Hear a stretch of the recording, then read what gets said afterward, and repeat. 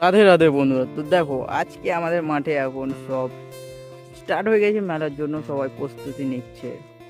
তো দেখি কদিনের মধ্যে এই মেলার মাঠটা পুরো কমপ্লিট হয়ে যাবে। এদিকে সব তৈরি করা, এখন সব প্যান্ডেল প্যান্ডেল এগুলো সব দোকান বসবে, স্টলগুলো বসতে পারা। এইদিকে যে খাবারের দোকান বসবে বেশিরভাগ।